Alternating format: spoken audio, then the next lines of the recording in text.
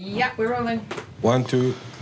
Spiker and check. Do you smoke? Did I smoke? Yeah. No. I have a vape. We had the thing already. You told me. Yeah, I know. I didn't checking. No. If only. If only dreams came true. If only dreams came true, I would not be sitting with you, Bill.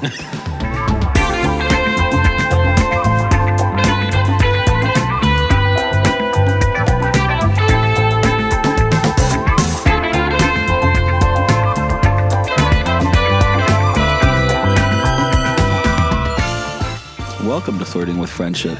And today's guest, we have a very dear friend of both Bill and mine, Mr. Manfredi Romano, also known as DJ Tennis. Manfredi, who most people know as DJ Tennis, is one of those people who doesn't really need an introduction, but I'm going to do it anyway. He's a DJ, a producer, and the founder of Life and Death record label that's quietly shaped a lot of what modern electronic music sounds like. He's one of the most important DJs in the world, but if you care about electronic music, you probably already knew that. And he's a really dear friend of Seth and I. I've known him for many, many years, going back to my days in Berlin. We bonded over our punk roots. I remember he was wearing a Dead Kennedy shirt, and I was like, hold up. So we bonded with that. He has a rich history of music and knowledge. He was a manager for many years of some incredible artists. His reach in music goes well beyond dance music. Incredible taste in music, incredible chef, maybe better than Seth. But we love Manfredi. I love him. He has risen to fame and has remained humble and sweet and always a pleasure to see. Did I say your last name right? It's Romano, right? Romano. Yes. Roman. Wait, was it your family Roman originally, or? No, normally... You're Sicilian, no? Yes, they were giving the city names to people that was not from the city. So it was like otherwise you call Romano in Rome someone, everybody turns around. But you're Sicilian, right? So in true romance, you know the very famous scene where he's like, "Tell me if I'm lying. Back in the day, so many niggas came here and fucked all your women. That's why you're brown." That's true. It's true. That's why we get along, right? Because there's a little bit of black in you. I gotta say. I mean, it was Sicily. It was literally a hub for Mediterranean. Imagine how strategic it is in the middle of the Mediterranean. Yeah. It was like trying to colonize. We had the Arabs, Phoenix, Bourbons. I don't know if the Bourbons is the right way to say it in English. Spanish, Middle European. That's why Manfred. That means Middle Earth. No, Manfred means man of peace, but it's a German name. Oh, yeah. Yes. Maybe it's because so many people went through the little island that you're from is why you got so much flavor. I mean, with the food, with everything. Of course. The flavors, I think, of multiculturalism run through you like the river fucking Nile through Africa.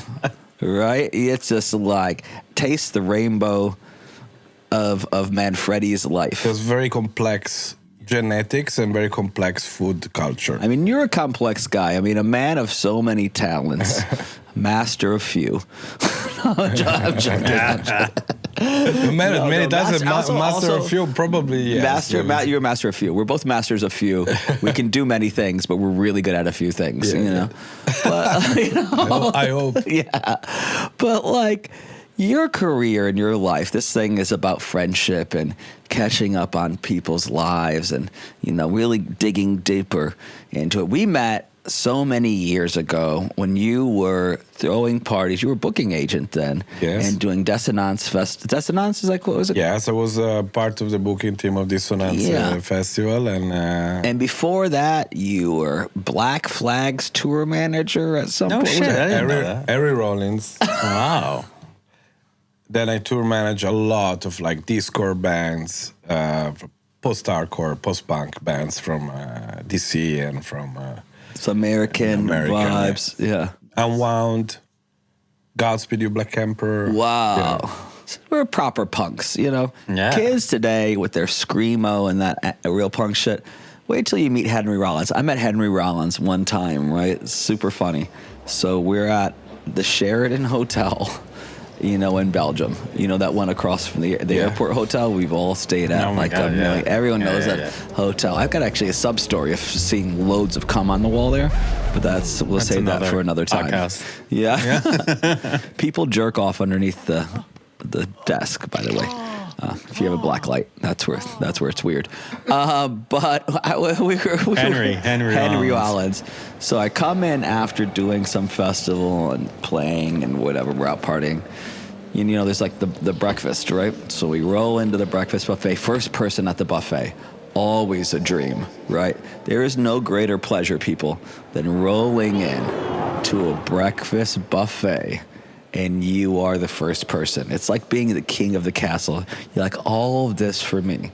But there was one other person, Henry Rollins, with this giant, jacked as fuck, giant plate of beans. Only beans on the plate, because he's like a crazy vegetarian, right? Yeah. So he's eating his beans, and I'm like, oh shit, I'm gonna say hi to Henry Rollins. This is fucking sick. It's like 6 o'clock in the morning. Like, you shouldn't be talking to anyone.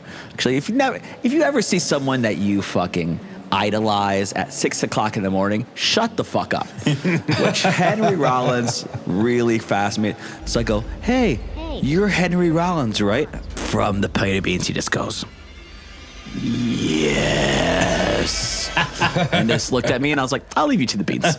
Like, I'm not gonna say anything else to you.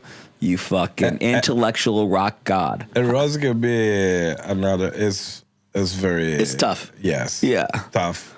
I mean, there's an intellectualism to Henry Rollins that he had actually a stand-up comedy show. No. What?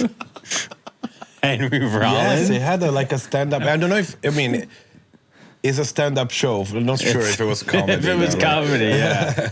So the years of you doing tour management, I mean, I think if you span, how long have you been in music? 95. 95 you got involved. Yeah. Right? 95 I was literally driving around. Sleeping on couches. Driving stinky vans full of fighting people. Because we have to not forget that the life as a DJ is way easier than so comfortable. Yeah. We're living luxury. One person on the road, 2 people. Back then, you literally had to drive 8-9 hours because every day, one show every day, unload, load in, then go sleep at a friend's place on couches. And then the next morning, jump on the van and go to the next destination. All for $200. Oh, each. Each. Yeah, well, I mean, each 200 in total. I mean, but each. Each. And at the end of the 30 days, you were like destroyed. Yes. And hated each other. No, everybody's hating each other since the already day one. The band was already hating each other when they started the tour. Yeah. Always. This is how it is. Yeah. People don't realize how much hate has to do with friendship. Because the real friends that you have, I mean, we don't hate each other. Me and this guy, maybe there's a little tension. But you continue. Jealousy. On your end. On my end. On your end. Yeah. Jealous? Yeah. He's jealous. I'm jealous. I'm jealous. Really? I'm jealous of his hair. Of my multi-hyphenate talents. I never thought you were the jealous person. I'm not jealous. He's very insanely insecure and jealous. Deeply insecure and jealous person. As you can see by everything that I do, I really cannot stand the success of another. Every time a friend succeeds, a little piece of me dies. Yeah. But for me, every time a friend succeeds, I'm like, good for you, bud. I'm like, how can I help you more? Like making your book, Bill. No. fucking prick. I got a hangnail. Going back to the bands are not friends. No. It's easier for us to be friends than a band. The band, they're always fighting. I was in a band, remember? What? Vision Quest. Vision Quest? Come on. It's not a band. It was a boy group. It was a boy band. What was the magazine that said Seth and his band, and that caused this? That was the beginning of the end. beginning of the end. Seth and the Vision Quest. Yeah. It was Groove. It was like Groove magazine. Yeah, that did not go over well. Seth and his band on the cover of Groove. The other members. The cover. We're not happy. That was the beginning of the end of Vision Quest. Oh my God. Oh yes, that hurts. Didn't hurt me. So then you were in punk bands doing the indie thing, all this stuff, and then you got into raving. Tell us that story, because I remember we met really after playing your festival in a kitchen listening to indie rock. That's how we started our friendship. Yes. Like very late in the morning singing old songs from the 80s. And we're like, you like this? I like Yes. Did we just become best friends? Do you know this? Talking about like Calvin Johnson and like K Records and stuff. Yeah. But how did you get into because DJing was like a joke. DJ Tennis was a Ecstasy, joke. were you about to say? The same with me, coming from punk world. Yeah. Like the punk in New York, it was so much angst. And then I remember I went to a rave. There was a little bit of crossover. Some people that were going to punk shows were going to raves. And I took ecstasy and I was like, see you later, punk scene. The pills made you soft. Yeah. So this was the late 90s, before late the 90s. I liked electronic music before, but I like it in a different way. Yeah, like your projects you do now with the IDM stuff and like, not EDM, IDM, you know, like the intelligent dance stuff, Autechre, your Square Pusher and all this stuff was hugely influential to us all in the 90s. You know, there was like fucking us on an MTV back What was that then. MTV show? After Dark. No, not After Dark. There was the one, we used to play like Aphex Twin and...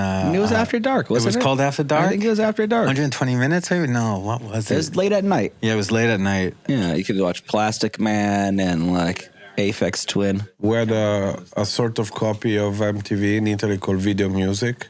What are they like? Video music. Video music. Video It music. sounds very Italian. And the night programs were amazing, actually. Yeah. I was recording the night programs on VHS because I couldn't stay awake at 3 a.m. You couldn't stay awake till 3 a.m. No, I could. Which to me now seems impossible. No, it you. is impossible. So it was the end of the 90s. You're like taking ease, listening to Aphex Twin. And then like the moment hit where you're like... Now, there was two factors. One, it was the man-women ratio at the Autechre shows. Yeah. It was only men. Yeah. Only men and like one beer, go home. Yeah. Then finally I popped a pill. I went to a rave. I popped a pill and I say, okay, what did I miss all these years? Girls and fun. Girls and Yeah. Because a lot of that Yeah. scene also, the punk thing it's Xer, like straight edge. Yeah, and I understood completely different. Of course, the perception of music, the sound design, the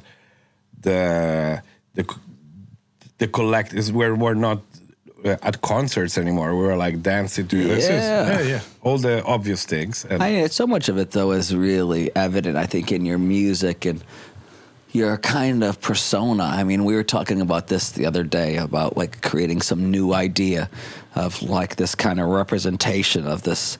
Can I call it slacker? But there's a greater kind of new alternative. grunge. Yeah, it's great. It's the reinvention. It's techno grunge. Yes. Basically.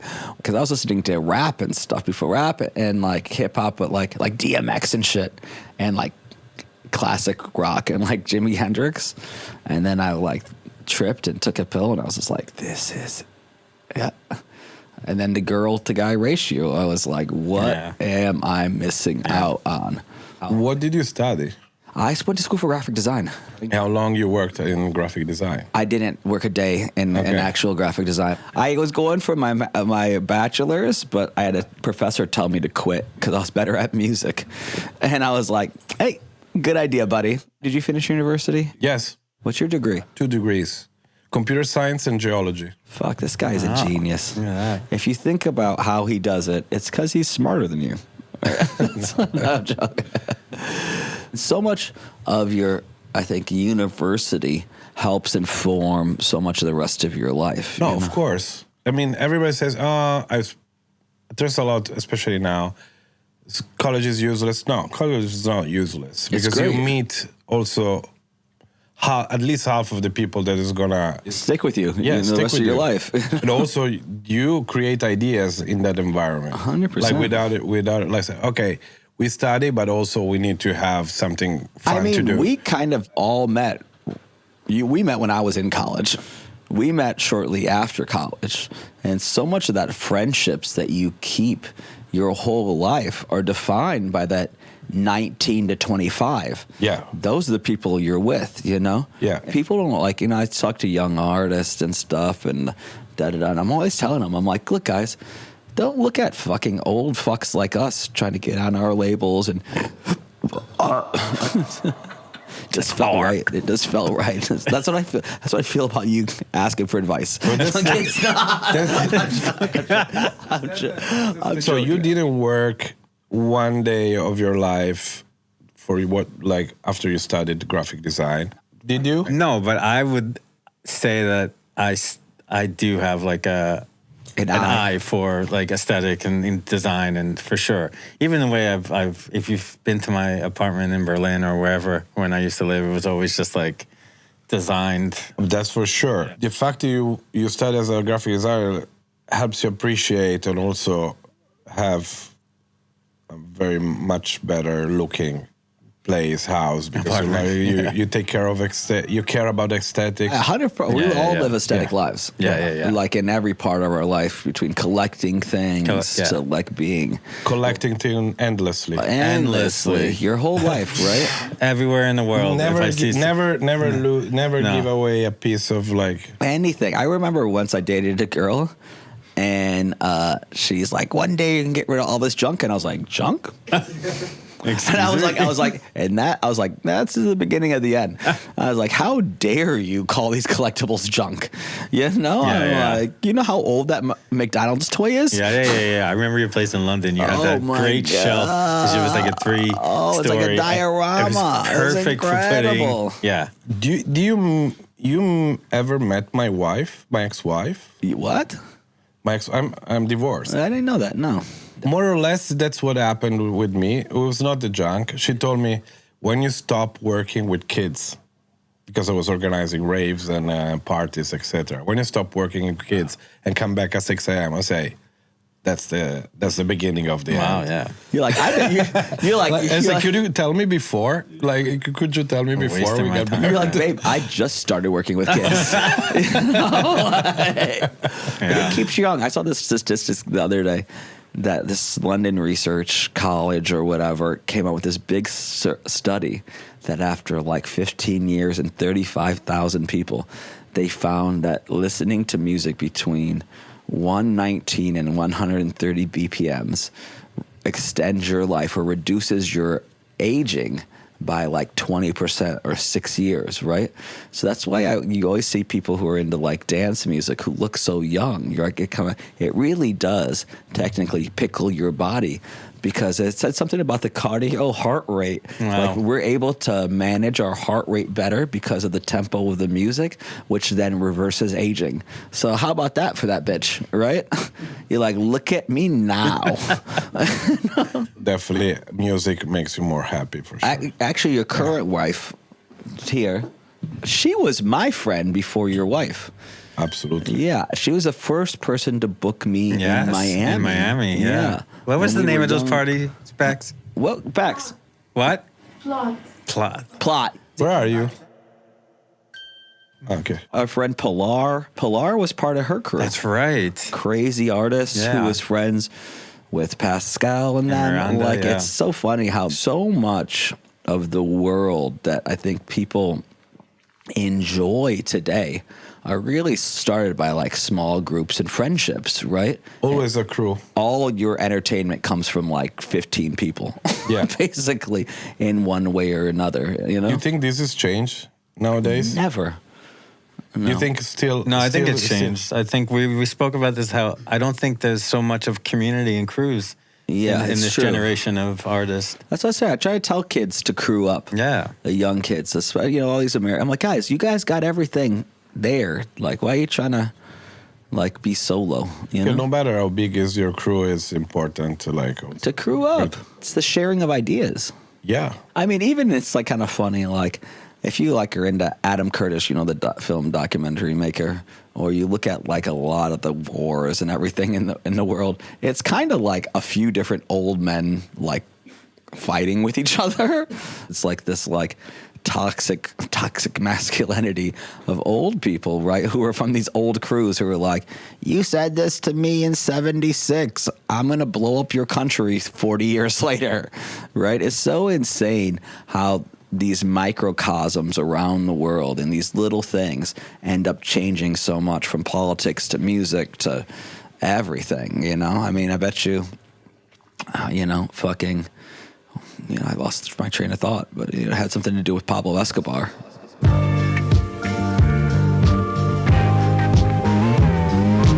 Okay, Bill, once you get excited, your line is like and subscribe. Like and subscribe. A little bit more energy. Like and subscribe. Oh, come on now. Come on, Bill. Smash the like button. Yep, okay. Smash the like button. That's wonderful. I want a little bit more energy, maybe a bit more eroticism in the voice. What do you want me to say? I want you to say, smash that like button. Smash that like button. Smash that like button. Smash that like button. Point. Forget to point. Where is the button? It's on your nipples. Like and subscribe. That's perfect. God damn, we are gonna be rich. It has been a long day, ladies and gentlemen. I mean, we both played at DC 10 last night. We are like here in Ibiza. I'm going to say you heard it here first. Manfredi and I are starting a business together.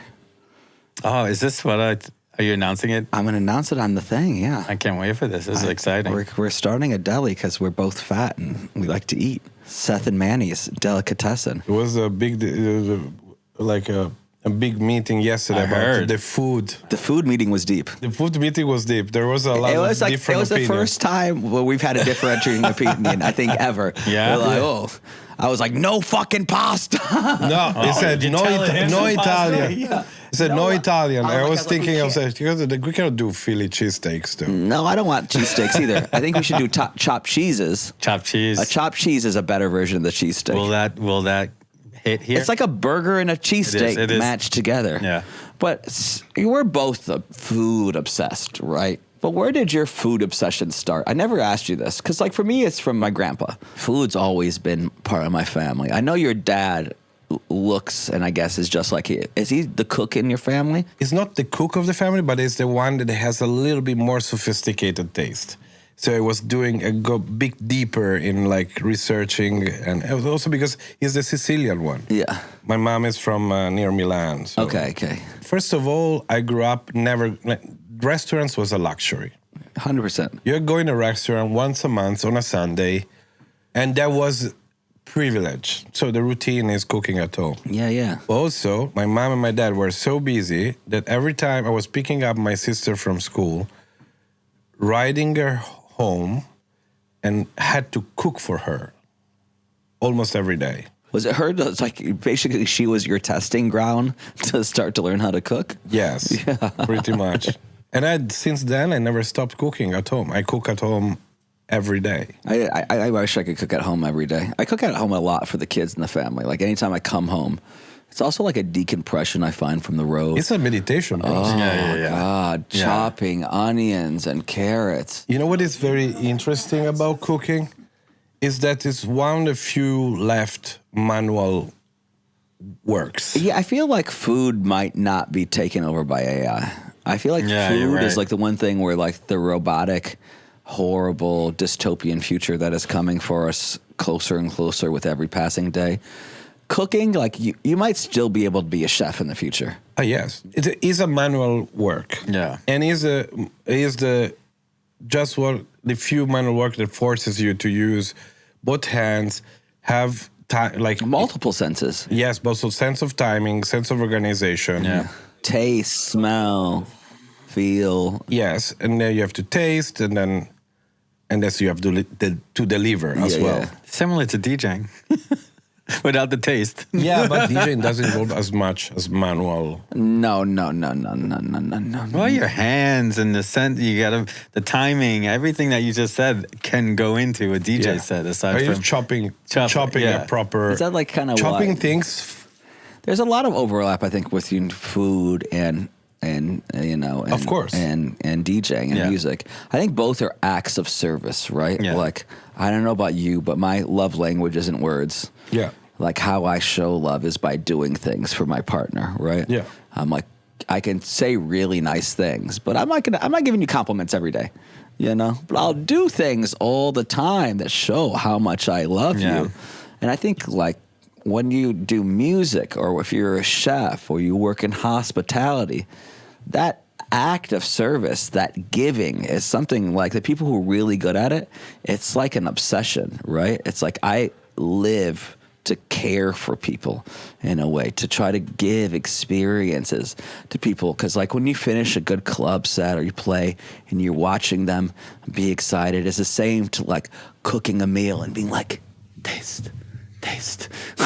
Right? Do you find that you have a similar feeling with the correlation between your music approach and then how you approach doing food? Absolutely. You're delivering an experience. You're putting people together as well. Because staying at a table is one of the most important moments for a family, for example. It's the one thing that actually every culture, we can say we are all different. We have different foods, different religions, whatever.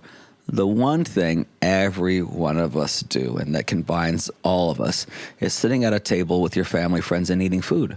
Yes. You know, unless you're like an incel. Or like is actually when you actually go in deeper talks with your parents. Your mom will say, okay, so let's talk about this. Yeah.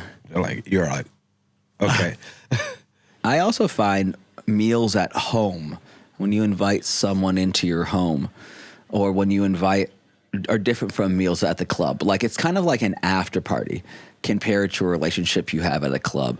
At an afters, on the couch, the hair is down, the truth comes out. It's like inviting someone over for a meal at your home. If you go out for dinner, it's like, okay, we're here, we're talking. But when you cook something for someone and you have them over, it's like, it's love, right? Yeah, absolutely. It's a special type of love, you know? Absolutely.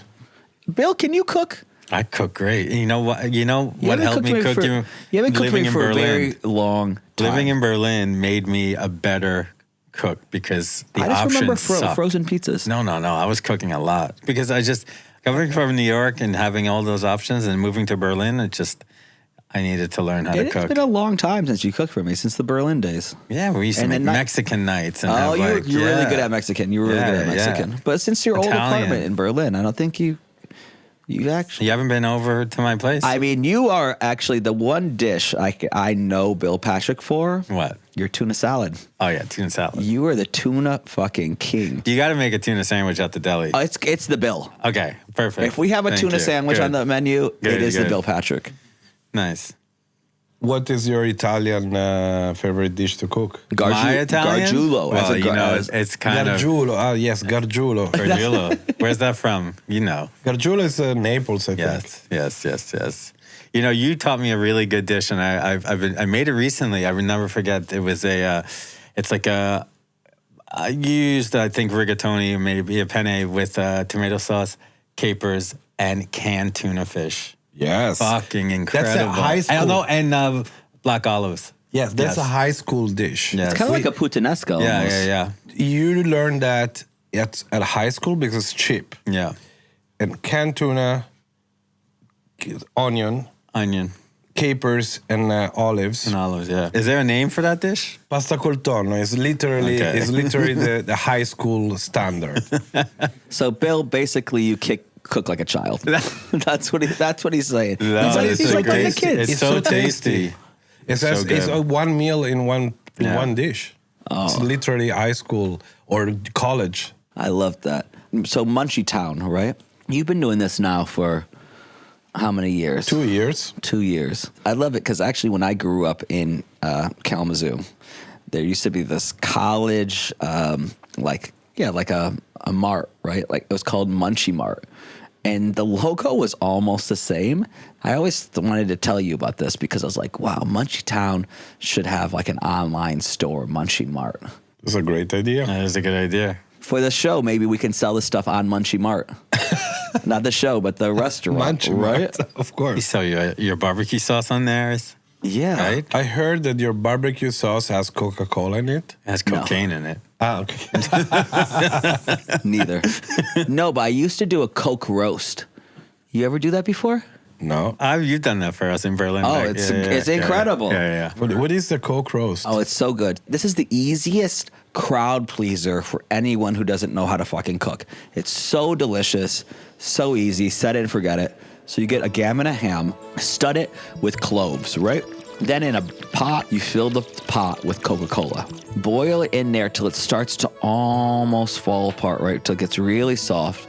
Take it out, put it in the oven, but you have to take some of the liquid, reduce that liquid to make like a Coke glaze. So it's like a honey baked ham. It's almost caramelized. It's caramelized. Yeah. So, but anyway, the Coke seeps through the ham. So the whole ham is like this sugary, sweet ham.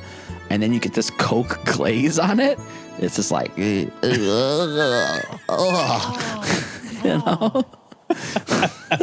It's so good, but I think maybe someone mistaked that. There is ketchup in my barbecue sauce, but every barbecue sauce is essentially ketchup. Of course. The ham with the Coca-Cola is hard for me to... Should I check it out? I tell you what, you put that shit in your mouth, you're going to be like, yo, this is a fucking God. money. Put it in my mouth. We have to do an episode of Munchie Town where he cooks the tuna pasta col tonno, Yeah. and you cook this. Where Bill makes a sandwich. I'm gonna be destroyed. My delicacy. You've been to, the two simplest. You got rid of the mayo, and it's still really good. Yeah. You know? But they're gonna destroy. You know this. They're gonna destroy me if I post a recipe with Coca-Cola. Who's they? The Italians? Italian haters. Yeah. Yo, you know what? Yeah, but not haters, also non-haters. Hot take.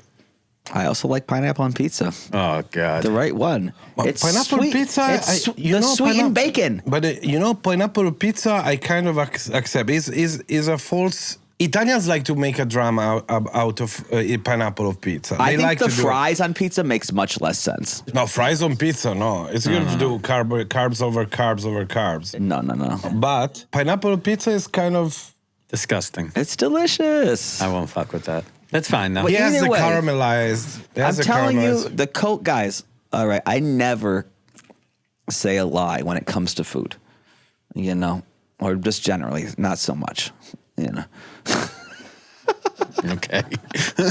But honestly, when it comes to like a restaurant recommendation or like a recipe, this is 100% banger.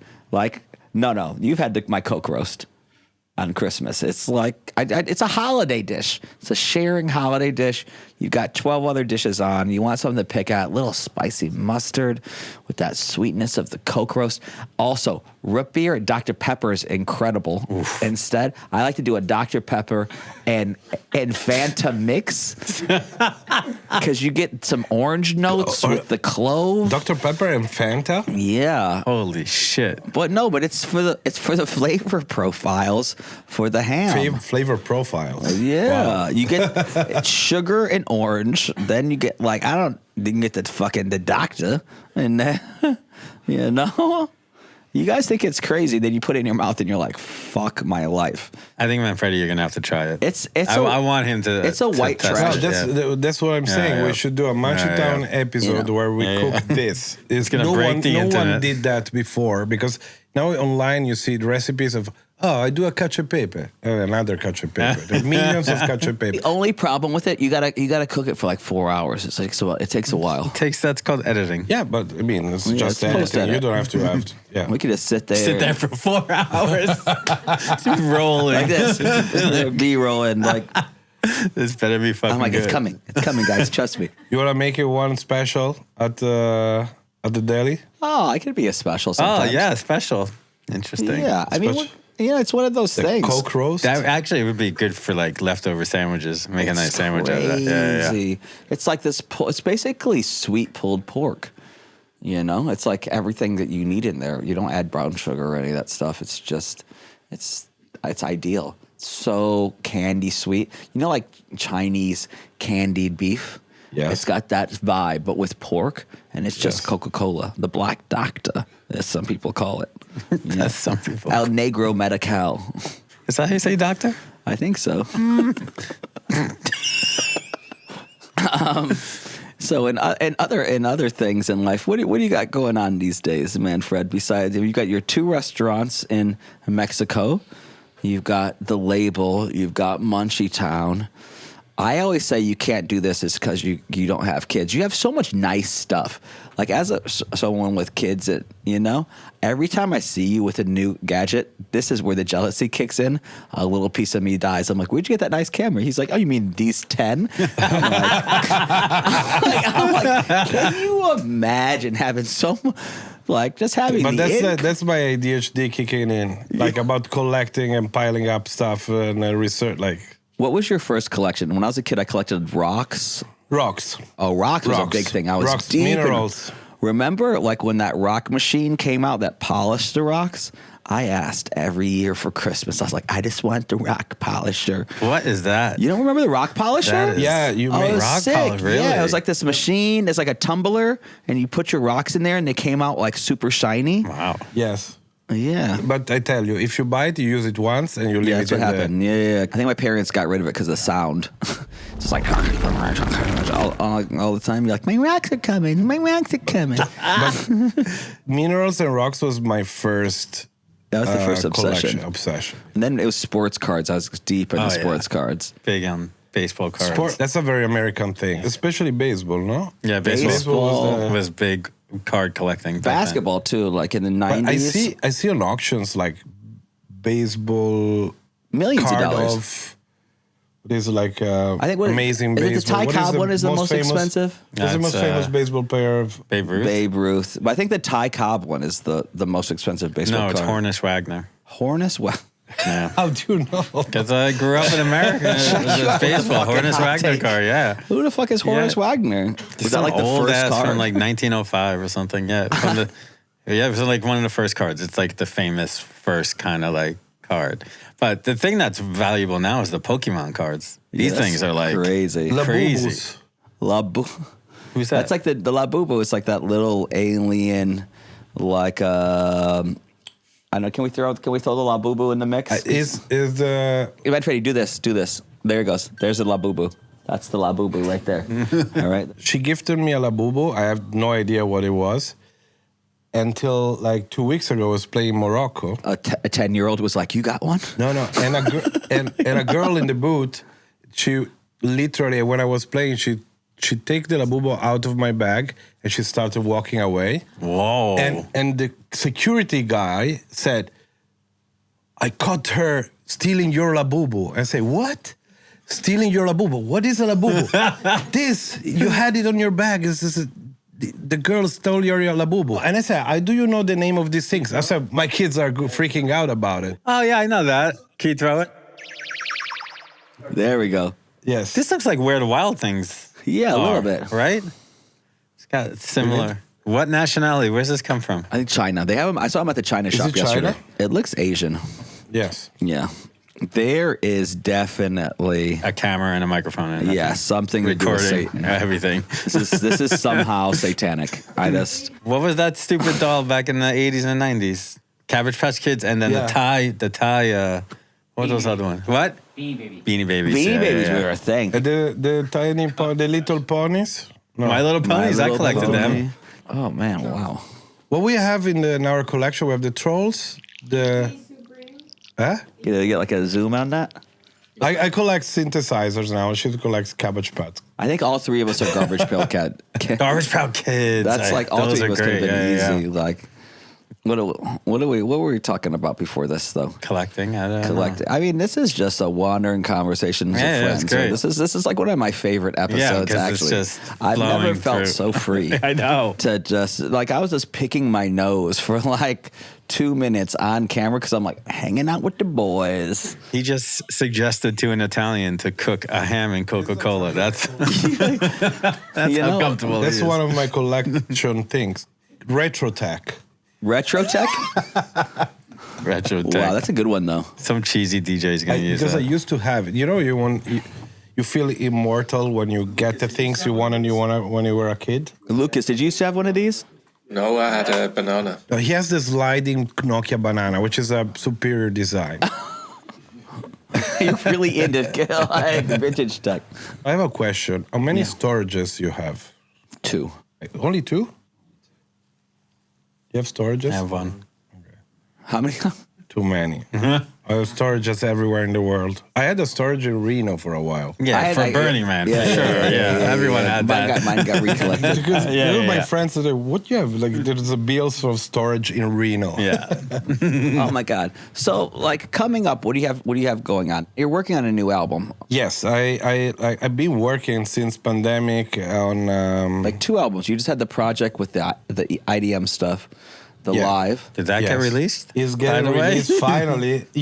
I wanted it, yeah. Yeah, you wanted it for the He's one of the Stratosonic, first, right? He's one of the first to hear it. Yeah. Also because I did already back in the days in Berlin one of your podcasts. What was your podcast called again? Private stock. I never listened. Private Stock. What a I fucking actually, dick. I was listening. I was Honestly, like, I'm gonna listen to my friend talk. Like, it's Well, fucking- it was interviewing friends. It was But great. also so it much was fun. music. And the music was great, yeah. yeah.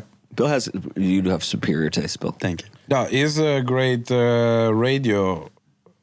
He's a great radio person. He's got a person. voice for radio. I mean, Yeah. if you look at the face, it's not for TV, right? It's That's more just- the voice. I agree.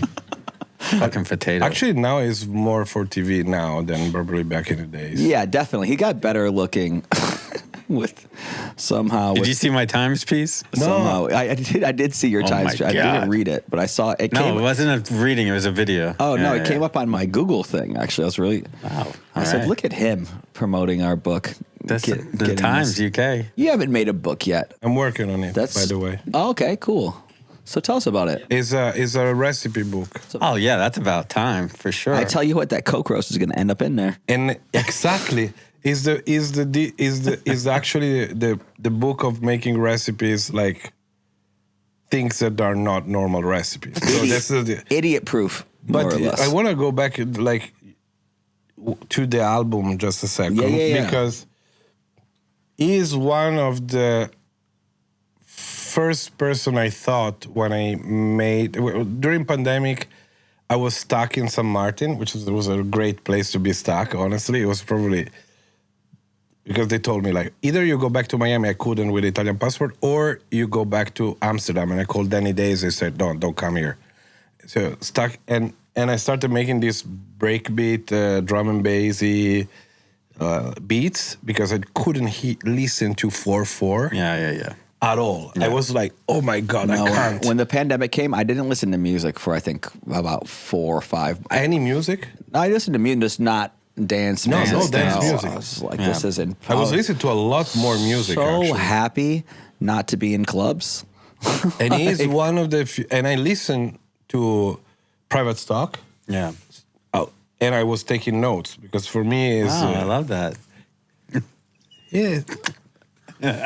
Thank you. That means a lot. But anyway, so he heard your album first, or how He you heard listened the to Private first Stock tracks and- coming out, the first versions of the tracks, and the album was like a labor of love. It was not just we didn't have an intention, we didn't have like a label in mind, or didn't have a market, anything. It was just for how music should be. Actually, Yeah. It was just for the It's pleasure. like Lost Souls of Saturn. And what influenced also the music was because in San Martin, all the drug dealers were unemployed because all the tourists left. Oh, I remember you guys got stuck there. So I was with my laptop and one JBL like one Like a mono speaker. Like, yeah, one Bluetooth speaker, and there was drug dealer sitting on the couch all day giving me drugs. Because he was And you're like- unemployed. you're like, and I'm so gonna ma- that changed completely I'm the gonna way make of the making most music. intense Yeah, album. It was mostly weed. Okay. So I went into the dub space. Yeah. Back yeah, into yeah. the dub space. When you get in that like weed edit mode, Yeah. and you're just kind of like, "Ugh." Weed's the only drug I'll take in the studio. Actually, It's the only drug you take in the studio. I experiment with other drugs. Ketamine is interesting. The hearing is what. If you take too much, of course. But they deconstruct a little bit the sound, which helps you also analyze the sound. Not for me. No acid in the studio for you? Never? Once? Acid? For him, in the studio? One time? I would think Maybe. you'd be like The problem- locked in, problem maybe acid- too much. The problem acid, I don't want to be sitting on looking at the same thing. Yeah. Honestly, I find creativity to be done the best when you're sober. It just comes out easier, you know? Even DJing, other things, it's nice, but playing like clear, you're just like, it's just so easy. And like, you know, I feel like you tap in to that thing. So like weed for the edit or getting in, maybe a little creative, but I don't know. I don't know. Just not. I mean, everyone's got their own thing. I mean, the relationship with music really, it is. You cannot tell there's a better way. Like there's a No, I mean consuming music. consuming music. Consuming music on drugs is the greatest thing ever. It's like defined my life. However, performing and making music, I find myself to be better at it. Like not under the influence. I'd really like to experiment. In life. I did a full podcast, a full mix on vaping DMT, and it was a part of it was train wrecks like all the time, but it was like the music selection. It's pretty wild. I mean, I do like. I'd love to hear that. Wow. Especially if you have a good library. You need a good library. 100%. We're both big library DJs. I do like DJing on acid a lot. That's my favorite drug to take while playing. So you got the book coming out. You got album, and then there's another album kind of more dance friendly. What's the like? You have so much free time. It's incredible for a man who does so much stuff. Like, how do you find the time?